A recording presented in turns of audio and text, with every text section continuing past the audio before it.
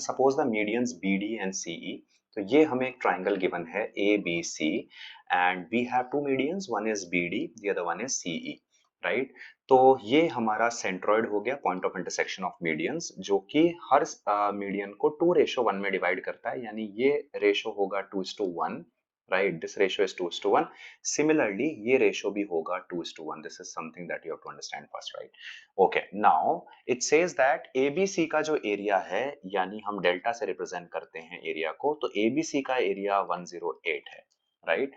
And we have to find out the area of EOD, यानी हमें find out करना है ईओडी का area. O point of intersection को बोला है, कोई दिक्कत नहीं, मैंने जी मान लिया, आप ओ कर सकते हैं, डजंट मैटर। ये लीजिए, ईओडी का एरिया आपको निकालना है। ओके, तो सबसे पहले हमें एक चीज समझनी है कि जो हमारा बीईसी का एरिया होगा that will be half of ABC. क्यों?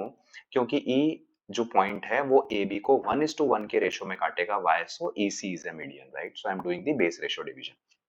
तो यहां से हम कह सकते हैं कि बीईसी का जो एरिया होगा that will be nothing but half of 108। Half of 108 अगर करते हैं तो ये आता है 54, right. This is the area of BEC. अब अगर हम ध्यान से देखेंगे तो एक चीज हमें समझ में आने वाली ये है कि जो हमारा let's say E B D की बात करते हैं, या हम फॉर एग्जांपल लेट्स से कि अगर हम बात करते हैं बी ओ डी की, तो जो हमारा बी ओ वाला पार्ट है, राइट, और ओ डी वाला पार्ट है, वो 2:1 वाले रेशो में डिवाइड हो रहा है, right. This is something that you need to understand. तो अगर सबसे पहले हम बीई सी जो एरिया है इसको दो पार्ट में डिवाइड करें इन अ वे कि हम बीई ओ कैलकुलेट करें, तो that will be nothing but 1/3 of 54, right. तो ये कितना हो जाता है? This is nothing but 1 and 8, 18। This is the value of BEO. BEO का एरिया आ जाता है 18। This is nothing but 18। This is what you have to understand, right.